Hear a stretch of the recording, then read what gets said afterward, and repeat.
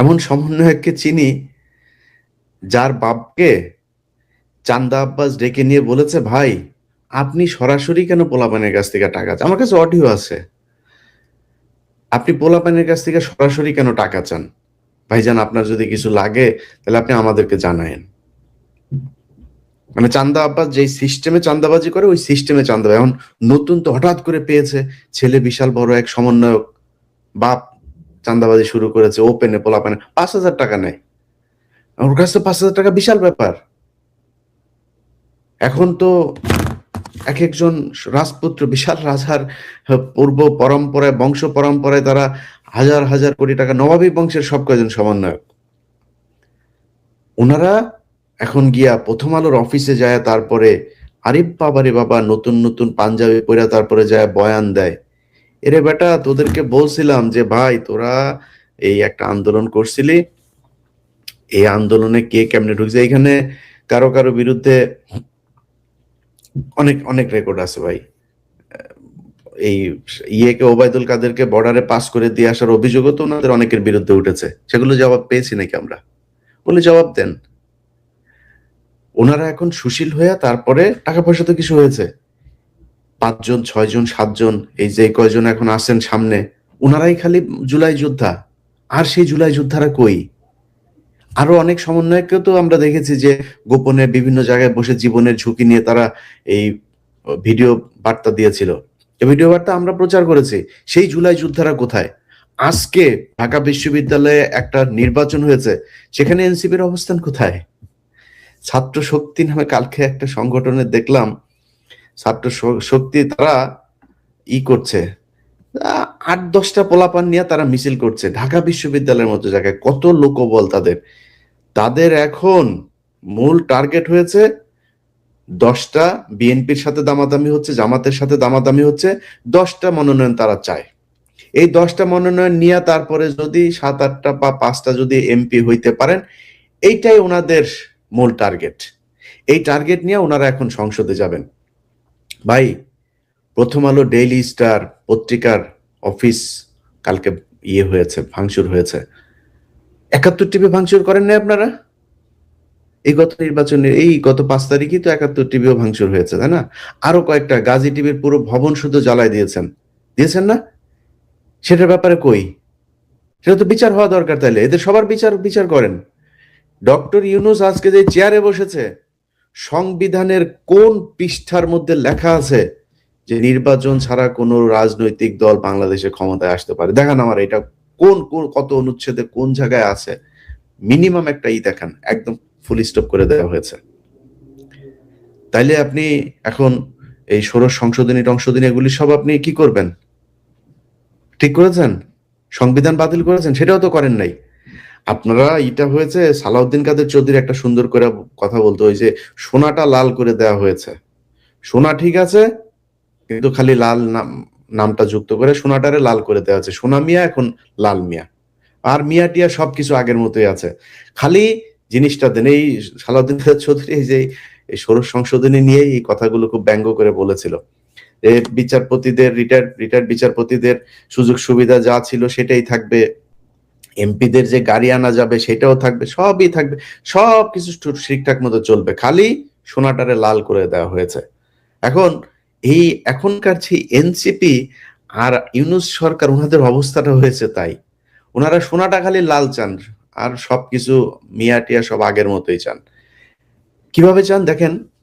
প্রথম আলো, এই প্রথম আলো তারেক রহমানকে বানিয়েছে খাম্বা তারেক, কোকোকে বানিয়েছে দুর্নীতিবাজ, ড্রাগ এডিক্টেড এই কোকো, তার মাকে বানিয়েছে জঙ্গিদের নেত্রী, একদম স্পষ্ট। আপনারা আমার যে পেজে এখন দেখছেন, আমার যে পেজটাতে এখন লাইভটা দেখছেন, এই পেজের 1-2টা পোস্ট পেছনে যান, দেখেন আমি সবগুলো আমি খুঁজে প্রথম আলো যে কটা পেয়েছি সবকটা আপনাদেরকে দিয়েছি। সেখানে স্পষ্ট ভাবে বলছে তারেক রহমান, এই তারপরে বাবর, হারিস সহ 4 জনের নাম দিয়েছে, এরা নাকি মহা দুর্নীতিবাজ। তেল চুপচুপে তারেক রহমান কার্টুন এঁকেছে আলপিনে, আমি দিয়েছি আমার এই ফেসবুকের ওই পোস্ট দেখেন। দিস ইজ প্রথম আলো। যদি আপনি মনে করেন, মানে আপনি কোন পয়েন্টে আসবেন ভাই বলেন? কারণ আপনি এটারে যদি বলেন মব, তাহলে ৭১ টিভিতে যে হামলা হইলো, গাজী টিভিতে হামলা হইলো, এর আগে সময় টিভিতেও হালকা পাতলা হামলা হয়েছে, তাহলে এই ওগুলি এর আগে বসুন্ধরার ভেতরে যায়, তারপরে বসুন্ধরা গ্রুপের মিডিয়াতে ওইখানে কেউ হামলা হয়েছিল, তাহলে সেগুলি বিচার করেন। আর যদি না মনে করেন যে না আমরা একটা বিপ্লবী সরকার, আমরা একটা বিশেষ পদ্ধতিতে আমরা এসেছি, তো বিশেষ পদ্ধতিতে যদি এসে থাকেন, তাহলে বিশেষ পদ্ধতিতে যাদের রক্তের বিনিময়ে আসলেন তাদের বিচার করবেন না? তাদের হত্যার বিচার হবে না এই দেশে? সময় টেলিভিশনে মানুষ আজকে কেন রাস্তায় নামে? কারণ আপনাদের যেই কারণে মানুষ আপনাদের বসিয়েছিল, কোনোটাই মানুষ পায় নাই, কোনো মানুষ পায় নাই। আজকে হাদি মারা যাওয়ার পরে স্বরাষ্ট্র উপদেষ্টা, পুলিশের উনি বিশেষ প্রতিনিধি, আইজিপির উপরে ক্ষমতা আপনার খোদা বক্স, এই খোদা বাক্স বউ পোলাপাইন শালা টালা দিয়া টাকা কামাইতেছে। স্বরাষ্ট্র উপদেষ্টা, আত্মীয় স্বজন সব যা আছে। কালকে প্রথম আলোতে গিয়েছে পুলিশের আইজিপি কেন গিয়েছে জানেন? পুলিশের আইজিপি গিয়েছে হলো, পুলিশের আইজিপির বউ আমারে গত ১ বছর আগে ফোন করলো। সে ১ বছর আগে ফোন করেছিল, ওই যে চান্দাবাজ দুইটা আছে না, সাকিব চান্দাবাজ আর ওই যে নাগরিকের টিটো চান্দাবাজ, এই দুই চান্দাবাজ মিলে এক পোস্ট করে ওর কাছে টাকা চাইছে। তো টাকা চাইছে, আর পুলিশের আইজিপি বউ আমারে ফোন দিছে, ইলিয়াস ভাই আপনি আপনার জায়গা থেকে একটু আমারে নিয়ে একটু লাইভে আসেন, ওরা তো উল্টা পাল্টা কথা। আমি বলি কি লিখছে, ওরা লিখলে তো সমস্যা কি? কয় ভাই দেখেন, এই আমার তো বিয়ে হয়েছিল আপনার ভাইয়ের সাথে, আমি তখন আসলেই পুলিশের এএসআই ছিলাম, আমাদের এই হাসপাতালের ভেতরে একটা ইয়ের ভেতরে আমরা ছিলাম, ওইখানে আমাদেরকে ধরে ফেলেছিল, ধরার পরে আমরা বিয়ে করেছি, বাট আমরা দুইজনকে ভালোবাসতাম। এখন এইটা তো ভাই এখন যদি সামনে আসে তাহলে তো মান সম্মানের ব্যাপার। তো এই নাগরিক ফেসবুক পেজের এই দুই চাঁদাবাজরে যদি তারা এত ভয় পায়, তাহলে প্রথম আলোর কি পরিমাণে ভয় পায়? প্রথম আলো বাধ্য করে যায়, বেটা এখানে আয়, এসে অফিস ভ্রমণ করে যা, কয়েকটা মিডিয়াতে নিউজ টিউজ করায়। তারা করছে এইভাবে, তাদেরকে জিম্মি করে তারপরে নিউজ করাচ্ছে। আপনি এখন যদি বলেন ইউনুসের জিম্মি করতে চান, পারবেন তো? ব্যাপক দুর্নীতি করেছে ইউনুসের ভাই ভাতিজা, এক অপূর্ব নামে এক ভাতিজা আছে, যত লুটপাট আছে সব করেছে। এই যে আসিফ মাহমুদ, এমন কোন লুটপাট আছে যেটা সে করে নাই? এমন মিনিমাম কোন জায়গা আছে যেটা করে নাই? এই যে মাহফুজ আমার কাছ থেকে টাকা চেয়েছে ১ কোটি টাকা, আমার কাছ থেকে চেয়েছে। এই যে বাংলা এডিশন দেখেন না, এই বাংলা এডিশন মাহফুজ দিতে চায় নাই। এটা এই এনসিপি ইউনুসের কোন নাই, জিম্মি করে নেওয়া হয়েছে। ১ কোটি টাকা চেয়েছে, তার পিয়নরে দিয়ে আমার লোকের কাছে টাকা চাইয়েছে। তারা জানেও, ওই পিয়ন জানেও না যে এটা কে, কার প্রতিষ্ঠান, এটা জানেও না। এই পিয়নরে বলেছে যে ভাই এই ব্যাপার, তখন পিয়ন বলছে যে ভাই স্যার তো এটা নিচে দিবে না। রেকর্ড আছে আমার কাছে, রেকর্ড আছে, অডিও রেকর্ড আছে। এই লাইনে থাকতে থাকতে শুনবেন, পরে শোনাবো না, এটাও খুঁজে আমার অনেক সময় লাগবে, আমি কনসেন্ট্রেট করতে পারবো না। এইভাবে তারা করেছে। তারা যখন কিনা টাকার এই রেকর্ড আমার কাছে আসলো, তখন আমি তারা জিম্মি করলাম যে এইটা দেন। প্রথম সার্জিসে পাঠাইলাম, হ্যাঁ, খুব বাজে ভাষায় একটা গালি দিয়ে তারপরে পাঠাইছিলাম। তো সাথে সাথে সার্জিস ফোন দিয়েছে, তারপরে আরেকটা কে ফোন দিয়েছে, ২-৩ জন লাইনে এসে ভাই এটা ভাইয়ের, এটা তাড়াতাড়ি দেখতে হবে ভাই দেখেন, দিয়েছে। চোরের বাচ্চারা সব কটা চুরি করেছে, চুরি করে টাকা পয়সা কামায়া এখন ওনারা ওই যে পিছনে এই যে এতগুলি পোলাপান যে আপনার জীবন দিল, এই পরিবার, আহতের পরিবার, কারোর কোনো খোঁজ নাই। ওই কয়দিন আগে তারা করেছে আপনার এই যে মনোনয়ন করেছে, ফর্ম বিক্রি করেছে, এক একজনের কাছ থেকে ১০,০০০ করে টাকা, বিশাল এক বাণিজ্য। ওই রিক্সাওয়ালা ছেলেটা আমার কাছে কান্নাকারি করে প্রতিদিন, ভাই ওরা তো ভাই ধান্দাবাজি করতেছে ভাই, এই এত টাকা পয়সা আমাদের কাছ থেকে নিচ্ছে। আমি মনে করছি যে এই পোলাটার বোধহয় ওরা মনোনয়ন দিবে, মনে হয় যেখানেই দেখ এক জায়গায় দিবে। সে ছেলেটাকে দেয় নাই তো, তুই আগে জানিস না? ওরে যে দিবি না, ও রিক্সা চালক দেখে ও পাপি। তোরা সব শিক্ষিত, এই কারণে এখন তোদের টাকা পয়সাটা আছে, নতুন নতুন পাঞ্জাবি, দামি দামি ব্র্যান্ডের জুতা টুতা ঘড়ি টড়ি ইয়েতে আছে, বিদেশে টাকা পয়সা হয়েছে, তোরা বিশাল আকারে কিছু একটা। তো ও টাকাটা নিলি কেন? ও টাকাটা কিসের জন্য নিলি? ও টাকাটা ফেরত দিয়ে দিবি, কিন্তু রিক্সাওয়ালারা আমি কিন্তু লাইভে নিয়ে আসবো, টাকা ফেরত দিয়ে দিবি আরামসে। তো আমি আমি এদেরকে না কিচ্ছু বলি নাই এতদিন ধরে। আমি এদেরকে বলেছি যে ভাই আপনারা জুলাই যোদ্ধা ছিলেন, আপনাদেরকে সম্মান করি ভাই, কিছু কিছু জায়গায় একটু থেকেন। আরে ভাই তুই প্রথম আলোরে নিয়ে যখন কথা বলবি, প্রথম আলোর পক্ষে, প্রথম আলোর অফিসে গিয়া যখন ভাষণ দিবি, তুই আমার চ্যাটের বাল। এর আগে একবার আসিফরে মাফ করছি, আসিফ মাপ চাইছে যে ভাই এরকম আর জীবনে কোনোদিন হবে না, আমরা আর কখনোই এই ওইখানে যাব না। আসিফ নজরুল আমাকে নিয়ে গিয়েছিল, ব্যাস এটা বলে মাফ করে দিলাম। আবার সে কালকে আবার ফের সে একই কাজ করেছে। তো তোর মাফ করে দিব এখন? এখন মাফ করে দিব? তো প্রথম আলোর বিষয়টা বলে আপনাদেরকে শেষ করি। সেটা হলো 21শে আগস্টের গ্রেনেড হামলা, এই প্রথম আলো নিউজ করেছে। আমার যে ফেসবুক পেজে লাইভ চলছে সেখানে যান, গিয়া দেখেন সেই সেই আছে সেই লাইভে, সেই ইয়েতে তারা কি বলেছে যে খালেদা ছিল। আপনাদেরকে কিছু দেখায় এক এক করে। হ্যাঁ, আচ্ছা, এটার পড়েন, শিরোনামটা পড়েন। তাজউদ্দিনকে পাকিস্তানে পাঠায় ডিজিএফআই, জানতেন খালেদা। প্রথম আলোর নিউজ। আচ্ছা,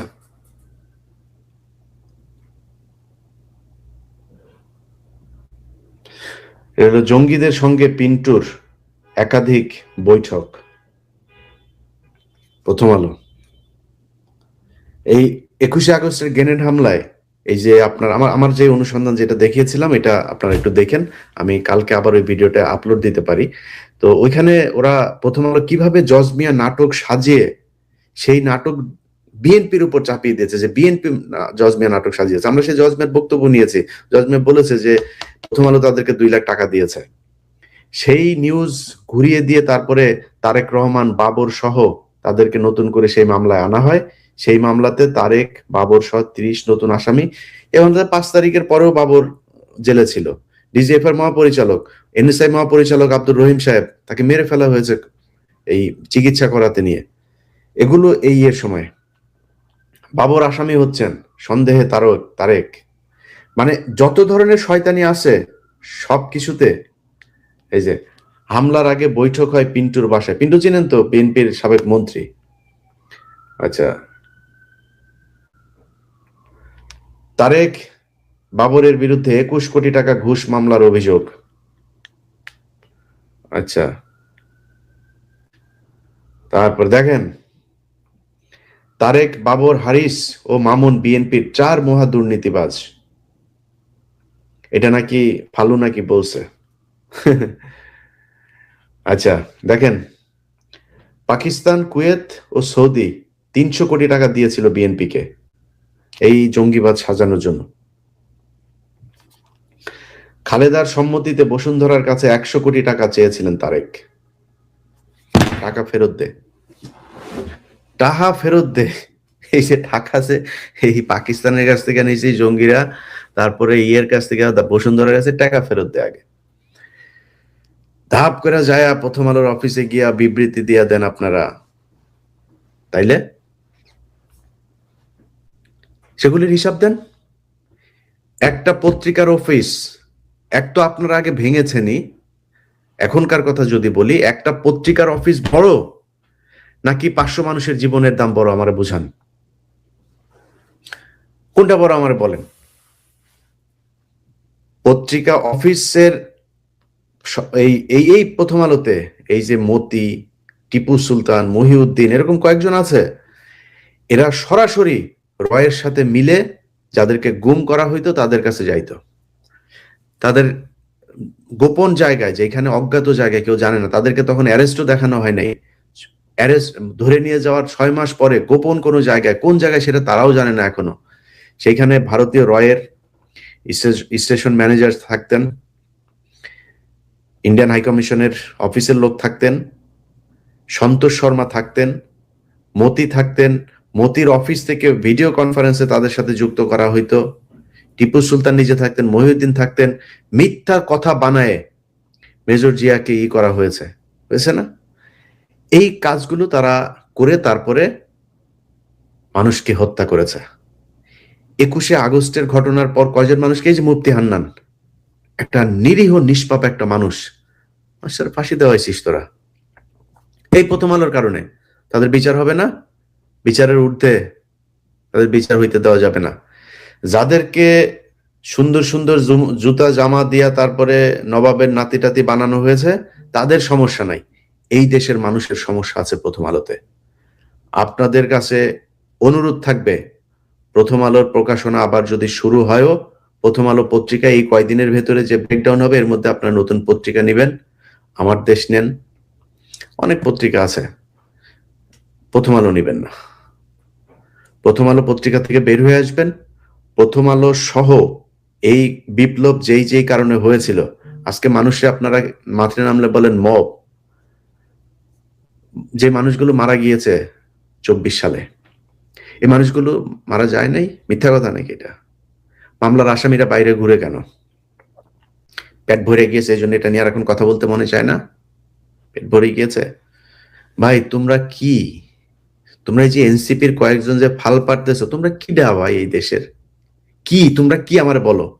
জুলাইতে তোমরা বিশাল আকারের একটা হাইপ, এই দেশের মানুষ তোমাদেরকে ভালোবাসছে, তোমাদেরকে বিশ্বাস করেছে, তোমাদের সেটায় লাথি দিয়া রাস্তা নামাই দিচ্ছে। এখন ডাক দাও, আমি 5,000 মানুষ দেখতে চাই। ধান্দাবাজি আজকে থেকে শুরু হয়নি, কিচ্ছু বলি নাই। আসিফ ধান্দাবাজি করে, নাহিদ ইয়েতে থাকতে ধান্দাবাজি করেছে, মাহফুজের ভাই এখন প্রায় 3-4 হাজার কোটি টাকার মালিক। আমি মাহফুজে জিজ্ঞেস করছিলাম, আচ্ছা ভাই আপনার ভাই এরকম করে কেন? কয় ভাই আমি বলে দিয়েছি যে আমার ভাইয়ের সাথে যেন আর কেউ যোগাযোগ না করেন। জিজ্ঞেস করেন, ওরা জিজ্ঞেস করেন এই কথা হয়েছে কেন। উনি করেন না, ওনার ভাই করেন, উনি কিছু বুঝেন না। সবকটা দুর্নীতিবাজ, সবকটা দুর্নীতি করে গিয়েছেন। দুর্নীতি করে তারপরে তারা এখন একটা সুশীল হয়ে একটি এমপি হইতে চান। ওটা আমি ওরা জিজ্ঞেস করলাম যে এই যে যেদিন বাংলা এডিশনের উদ্বোধন, সেদিন এই হাসনাত সার্জিস, ওদেরকে কিন্তু আমি বিশাল সম্মান দিয়েছি ভাই। ওরা বিএনপির এত বড় বড় নেতারা, আমির খসরু ভাই, তারপরে অনেক বড় বড় নেতারা গিয়েছেন। জামাতের প্রায় পুরো টিম, জামাত মানে ওই দিন আমি তো আসলে এখানে থেকে অ্যারেঞ্জমেন্ট করতে পারিনি, জামাতকে একটা অপমান করা হয়েছে সেদিন। আমিও জামাতের এই ভাইটাই সবাই গিয়েছিল, মানে জামাতের খালি আমির নায়েবে আমির বাদে সবাই গিয়েছিল সেদিন। ওগুলো ঠিক মতো আমি আপ্যায়নও করতে পারিনি এই এদের চোদনে। জুলাই যোদ্ধার বাবা এই সে, এদেরকে দিয়েই আমরা উদ্বোধন করিয়েছি।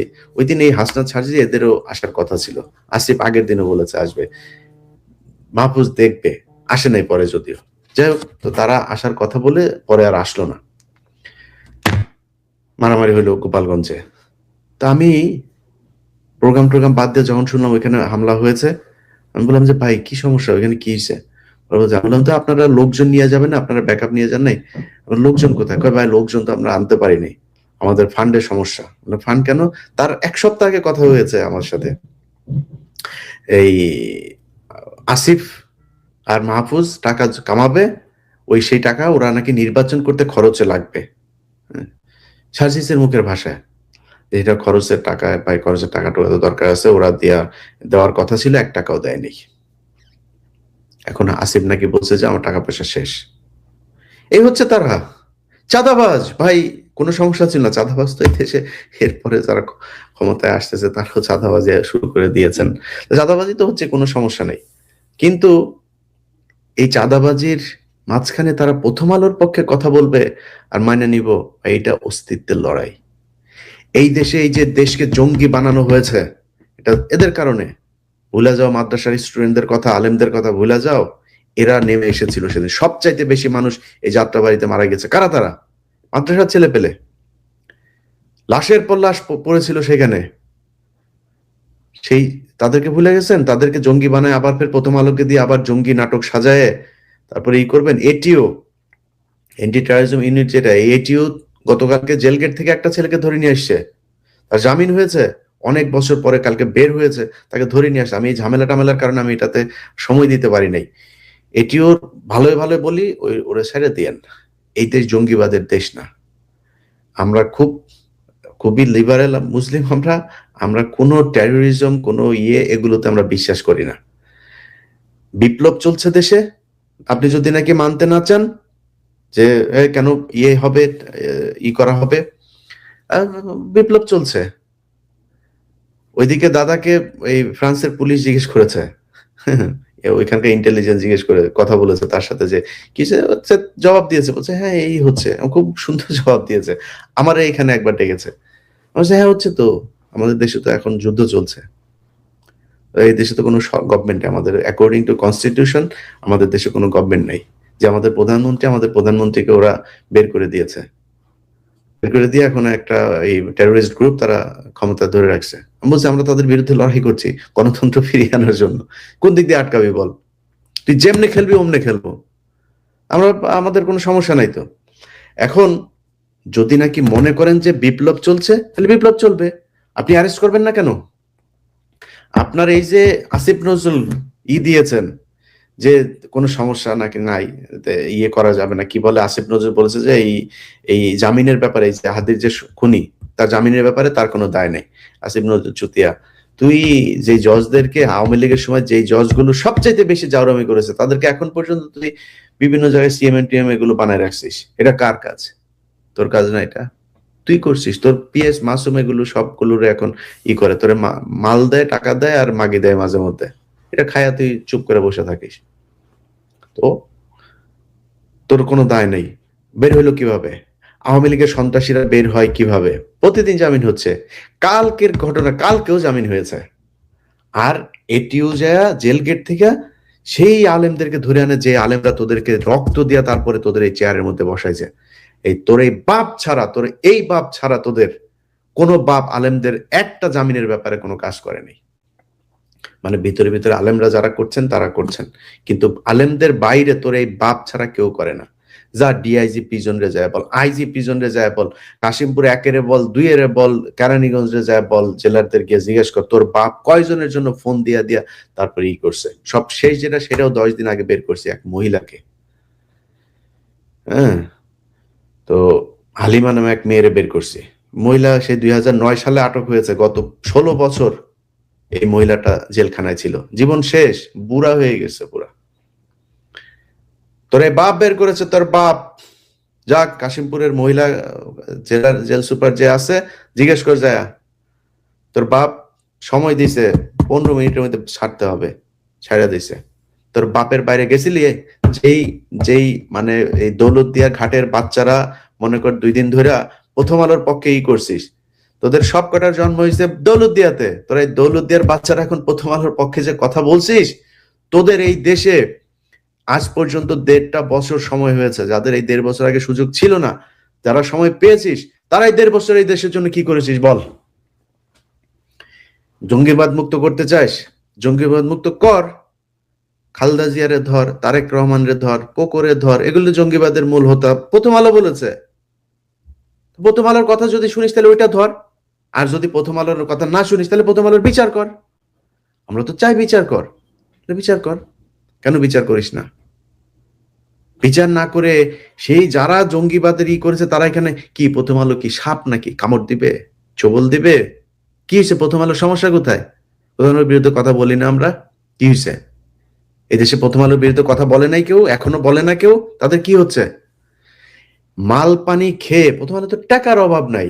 এই যে প্রথম আলোর সাথে আপনার ধরেন বসুন্ধরার দ্বন্দ্ব দেখবেন এখন এই মুহূর্তে, মেঘনার যারা 71-এর মালিক ছিল, সেই মেঘনার, ওর নাম কি, মোস্তফা কামাল, প্রধান উপদেষ্টার পাশে দাঁড়ায় থাকে। আরে ভাই, ইয়েরা দেখা করতে চায়, এস আলমের সবচেয়ে বড় কেশিয়ার সালাউদ্দিনের পোলা প্রধান উপদেষ্টার সাথে দেখা করতে চায়। 2024 সালে নির্বাচনে গিয়েছে একে আজাদ, এই হামিম গ্রুপের চ্যানেল 24 এর মালিক, এই শালা ওদের পাশে যায় যায় প্রোগ্রাম করে। কোনো সমস্যা হয় না তাদের, কোনো সমস্যা হয় না। অথচ বসুন্ধরার পিছনে লেগেছে। কেন লেগেছে জানেন? বসুন্ধরার পিছনে, বসুন্ধরার বহুত সমস্যা আছে। সমস্যা এই দেশে ভাই সব ব্যবসা প্রতিষ্ঠানেরই আছে, এমন একটা কেউ নাই। এই দেশের মূল সমস্যা ভাই, এনবিআর এর মূল সমস্যা হইল গিয়া এই বিআরটিসির এই কি বিএসটিআই, মূল সমস্যা বাণিজ্য মন্ত্রণালয়ের, সবখানে সমস্যা আছে ভাই। জয়েন্ট স্টক থেকে শুরু করে যেখানে যাবেন সবখানে টাকা পয়সা না দিলে, না করলে আপনি কোনো জায়গায় কোনো ঝামেলা পাবেন না, সুযোগ পাবেন না, প্রতিষ্ঠানই চালাইতে পারবেন না। কিন্তু বসুন্ধরার ইয়েতে লেগেছে। কেন লেগেছে জানেন? কারণ বসুন্ধরা এখন একমাত্র সমস্যা। এর কারণ হলো বসুন্ধরা প্রথম আলোকে বিজ্ঞাপন দেয়নি। আমি যারা যারা করেছে সেই 3 তারিখ থেকে শুরু করে এই 15 বছর না, এই 54 বছরে যত প্রতিষ্ঠানের মালিক ইনক্লুডিং বসুন্ধরা, সবার বিচার চাই। কিন্তু প্রথম আলো যেহেতু এই বসুন্ধরা যেহেতু প্রথম আলোকে বিজ্ঞাপন দিবে না, এই জন্য বিচারটা খালি বসুন্ধরার হচ্ছে। বসুন্ধরার ব্যাংক অ্যাকাউন্ট সিজ করা, বসুন্ধরার মালিকের বিদেশ যাত্রায় সমস্যা। আর ভাই আমি কোনো সমস্যা নেই, আমি কেউ মনে করি না যে আমি কারোর পক্ষে টক্ষ নিয়ে কথা বলছি, কিন্তু তাহলে সবার একই করেন। সবার এক না কেন? যেই ফ্যাসিস্ট, যেই একে আজাদ 3 তারিখে বক্তব্য দিল, স্লোগান দিল, রাজনৈতিক নেতার মতো স্লোগান দিয়েছে, 24-এর নির্বাচনে গিয়েছে। বসুন্ধরার মালিকের 24-এর নির্বাচনে গিয়েছে নাকি? সরাসরি আওয়ামী লীগে যোগ দিয়েছে? তো আওয়ামী লীগে যোগ দিয়েছে, সে আপনাদের পাশে ঘুরে। মোস্তফা কামাল সারা জীবন 71 দিয়া সারা দেশের ক্ষতি করলো, সে মোস্তফা আপনাদের এখন পীড়িতের লোক। কি হয়েছে? মাল পানি দিয়েছেন। মাল পানি জায়গা মতো দিতে পারলে তাইলে আপনি সবকিছু ঠিক করতে পারবেন। তো এই মাল পানিতেই চলছে দেশ, এবং এই মাল পানি দিয়েই সেই 55 বছর ধরে ভাই এই দেশের সাধারণ মানুষ যারা আছেন তাদেরকে জিম্মি করে রাখা হয়েছে। আমরা 5 তারিখের পরে একটা নতুন বাংলাদেশ চেয়েছিলাম, সেই বাংলাদেশ হইতে দেওয়া হয় নাই। এই দেশের যে প্রবাসীরা আছেন, একমাত্র একদম শুধু এই এই 1.5 বছর বাংলাদেশটা টিকে আছে শুধুই প্রবাসীদের জন্য। নট ইভেন 1.5 বছর, লাস্ট 55 ইয়ার্স, এটা পুরোটাই এই প্রবাসীদের কারণে টিকে আছে। মনে আছে না খেয়ে থাকতো, ভুকা নাঙ্গা জাল জিয়াউর রহমান আইসা তারপরে এই বিদেশে লোক দেওয়া শুরু করলো। তার আগ পর্যন্ত এই দেশের মানুষ না খেয়েই থাকতো। এই হয়েছে অবস্থা। সেই বিদেশের লোকগুলোরে কি সুযোগ সুবিধা দিয়েছেন? মালয়েশিয়াতে লোক পাঠাতে সিন্ডিকেট ছিল আওয়ামী লীগের সময়। আসিফ নজরুল এসে সেই সিন্ডিকেট বানিয়েছেন, খালি মালিকগুলো চেঞ্জ করেছেন। তো পোলাপানের যাইতে 5 লাখ, 3 লাখ, 4 লাখ সেটাই লাগে। আমার লাভটা কি হইলো? আমারে ভাঙ্গা চূড়া বাংলাদেশ বিমানের টিকিটে দিচ্ছেন, সেইখানেও 3-4 গুণ টাকা বেশি নিয়ে আমার টিকিট করতে হয়। এমন এমন জায়গায় অন্য এয়ারলাইন্সের নাই, ফ্লাইটও নাই, মানুষ বাধ্য হয়ে যাইতে হয়। এগুলো করে রেখেছেন আপনারা। দালালি, পাসপোর্ট অফিস, ঢাকা মেডিকেল, চিকিৎসা খাত, কোন জায়গায় আমারে বলেন একটা জায়গায় ঠিক হয়েছে? কিন্তু বিপ্লবীরা চুপ হয়ে গেলেন, চুচিল হয়ে গেলেন। ওনারা এখন সুন্দরভাবে দেশে এই পরিস্থিতি, কোনো কিছু যেন সমস্যা না হয়, চোর বাটপারদের নিয়ে ওনারা সংসার করবেন, একটু সংসদ সদস্য হবেন, একটা বুলেট প্রুফ গাড়ি টাড়ি নিয়ে তারপরে ওনারা ঘুরতে টুরতে চান। এটাই ওনাদের মূল টার্গেট। তো এই টার্গেট নিয়ে যদি নাকি আপনারা তাদের পেছনে থাকবেন, আর যদি না থাকেন তাহলে আগামীকালকে হাদির লাশ দাফনের আগে এই 5 তারিখের মানুষের যে রক্ত দিয়েছিল, সেই রক্ত যেই কারণে দিয়েছিল সেগুলো পূরণ করতে হবে। 1 নাম্বার হচ্ছে হাদির লাশ শাহবাগ চত্বরের আশপাশেই, সেটা হোক জাদুঘরের সামনে, কবি নজরুল ইসলামের কবরের সামনে, অথবা সোহরাওয়ার্দী উদ্যান, এক জায়গায় দাফন হইতে হবে। এই শাহবাগ চত্বরের নাম এখন থেকে হবে হাদি চত্বর। বঙ্গবন্ধু অ্যাভিনিউ নাম যেটা আছে ওইটারে বঙ্গবন্ধু অ্যাভিনিউ করবেন। এই যে পাশে Bangabandhu medical college, Sheikh Mujib medical college বিশ্ববিদ্যালয়, এটার নাম হাদি মেডিকেল কলেজ করতে হবে, মেডিকেল বিশ্ববিদ্যালয় করতে হবে। এইভাবে যা যা আছে সব কালকের মধ্যে শেষ করতে হবে। সো এগুলো করে তারপরে হাদির লাশ দাফন দিতে হবে। তার আগে হাদির লাশ দাফন করা যাবে না। এই মন মানসিকতা নিয়ে বাংলাদেশের সারা দেশের মানুষের কাছে উদাত্ত আহ্বান থাকলো, কালকে এই শাহবাগের এই মাথা থেকে ওই মাথা পর্যন্ত যেন কিছু দেখা না যায়। শুধু আপনারা থাকবেন, শুধু এই দেশের মানুষ, যারা এই দেশের আসল মালিক। ডেইলি স্টার, প্রথম আলো টাকা পয়সা খেয়ে, ভারতীয় এজেন্সি টাকা পয়সা খেয়ে, তারপরে যদি নাকি কোনো নেতা টেতা যদি নাকি আপনাদের এই দেশের বিরুদ্ধে অবস্থান নেয়, তাহলে আপনি তার পিছন থেকে সরে যাবেন, তার কথায় কিছু করা যাবে না। ওরা